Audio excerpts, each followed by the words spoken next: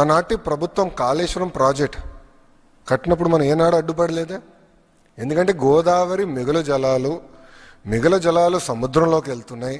సముద్రంలోకి వెళ్ళే బదులు మనం మిగులు జలాలు ఆపుకుని మన ప్రాంతాలు మనం లిఫ్ట్ చేస్తే ఏంటండి?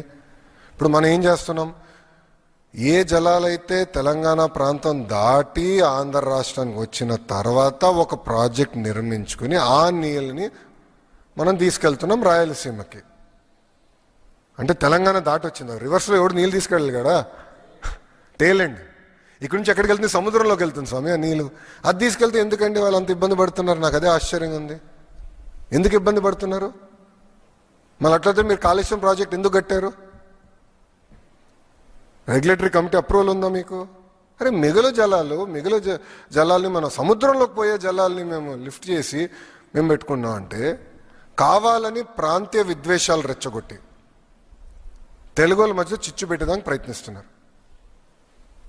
This nothing but that. ఇప్పుడు నేను ఒక మాట చెప్తున్నా అండి, తెలంగాణలో పెట్టుబడులు వచ్చినప్పుడు ఏనాడైనా మేము ఆపామా, అడ్డుకున్నామా? ఏనాడైనా ఒక లెటర్ రాసామా? కేంద్ర ప్రభుత్వానికి వెళ్ళి రాకూడదు, ఇది చేయకూడదు, అది చేయకూడదు ఏనాడైనా మేము అడ్డుకున్నామండి తెలంగాణ ప్రాంత అభివృద్ధి కోసం? లేదు. ఎందుకంటే తెలుగోళ్ళ కోసం పుట్టిన పార్టీ తెలుగుదేశం పార్టీ. తెలంగాణ అవ్వచ్చు, ఆంధ్ర రాష్ట్రం అవ్వచ్చు, అండమాన్ నికోబార్ అవ్వచ్చు, తెలుగోళ్ళు ఎక్కడున్నా వాళ్ళు హాయిగా ఉండాలి, అన్ని రంగాల్లో నంబర్ 1 ఉండాలనేది మా లక్ష్యం. అన్నగారు అందుకే పార్టీని స్థాపించారు. అలాంటిది ఈరోజు కావాలని రాజకీయ లబ్ధి కోసం ప్రాంతీయ విద్వేషాలు రెచ్చగొడుతున్నారు. సింపుల్. ఇది మిగులు జలాలు కాదు అని వాళ్ళు చెప్పమనండి. సముద్రంలోకి వెళ్ళే జలాలు కాదు అని వాళ్ళు చెప్పమనండి. నేను సూటిగా ప్రశ్నిస్తున్నా. సార్ సముద్రంలోకి వెళ్తుంది కదా సార్, కంఫర్ట్ లేదా మనకి? మిమ్మల్ని అడుగుతున్నా, కంఫర్ట్ లేదా మనకి? No 1 second. మనకు కంఫర్ట్ లేదా? మిగులు జలాలు సముద్రంలోకి వెళ్తుంది, నంబర్ 1. నంబర్ 2, ప్రాజెక్ట్ ఎక్కడ కడుతున్నాం? తెలంగాణ భూభాగమా, ఆంధ్ర భూభాగమా? ఆంధ్ర భూభాగం. ఆంధ్ర ఎక్కడుందండి? ఆఫ్టర్ తెలంగాణ కదండి. గోదావరిలో ఆంధ్ర కమ్స్ లిటరలీ టేల్ అండి. ఆంధ్ర రాష్ట్రం తర్వాత ఇంకే రాష్ట్రం లేదు, సముద్రం ఉంది మనకి. కరెక్ట్. ఇక్కడ కడితే వాట్ ఈస్ ద ప్రాబ్లం? సముద్రంకి వెళ్ళే నీళ్ళు మేము ఆపుతున్నాం. మళ్ళీ కాళేశ్వరం ఎందుకు కట్టారు వాళ్ళు? స్టడీ చేసి కట్టారా?